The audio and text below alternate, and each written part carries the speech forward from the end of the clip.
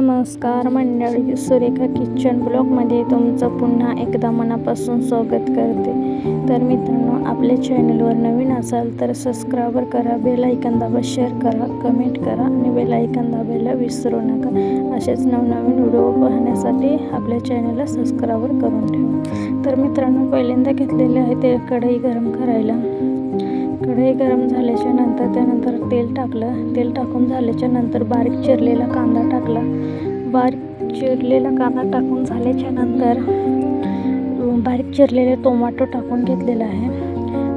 Tomato टाकून झाल्याच्या नंतर मंद गॅसवर 5-6 मिनटं आपण त्याला एक जीव होसपर्यंत आपण त्याला परतून घेऊया. तुम्ही बघू शकता, बारीक होसपर्यंत आपण परतून घ्यायचं. परतून झाल्याच्या नंतर आपण मसाले ॲड करायचं. त्यानंतर आपण लाल तिखट ॲड केलेलं आहे. त्यानंतर आपल्या आवडीनुसार आपण धनापूड ॲड केलेली आहे. त्यानंतर आपण आपल्या आवडीनुसार हळद ॲड केलेली आहे. हळद ॲड करून झाल्याच्या नंतर आपण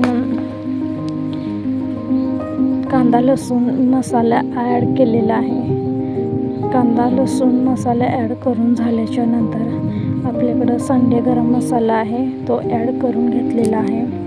तो ॲड करून झाल्याच्या नंतर आपल्या आवडीनुसार जेवढं आपल्याला लागतं आहे तेवढं आपण मीठ टाकून घेऊया. मीठ टाकून झाल्याच्या नंतर 5-6 मिनटं त्याला आपण परतून घेऊया. परतून झाल्याच्या नंतर एक जीव होसपर्यंत आपण मंद गॅसवर त्याला परतून घेऊया. परतून झालं तुम्ही बघू शकता. तर तेल सुटेपर्यंत आपण परतून घेऊया. आपलं परतून झालेलं आहे.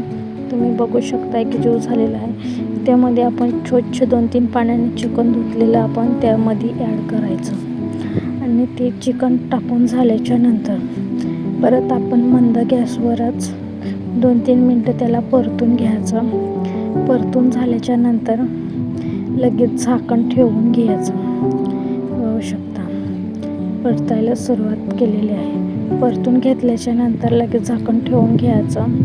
झाकण ठेवून झाल्याच्या नंतर परत एकदा आपण त्याला बघायचं. आणि आपल्याला जर रश्श्याची भाजी पाहिजे तर आपले त्यात मी गरम पाणी केलेलं आहे, तो आपल्याला रस्सा लागतो आहे म्हणून तर गरम पाणी त्याच्यात ॲड केलेलं आहे. तुम्हाला लागत असेल तर तुम्ही पण ॲड करू शकता, किंवा नसेल लागत तर आपली बारीक चिरलेली कोथिंबीर ॲड करून घेतली तरी चालेल. तुम्ही बघू शकता, आपण त्याच्यात गरम पाणी ॲड केलेलं आहे आणि त्याला 2-3 उकळी येईपर्यंत आपण त्याला फुल गॅस करून दिलेला आहे. त्याला 2-3 उकळ्या काढून घ्यायच्या.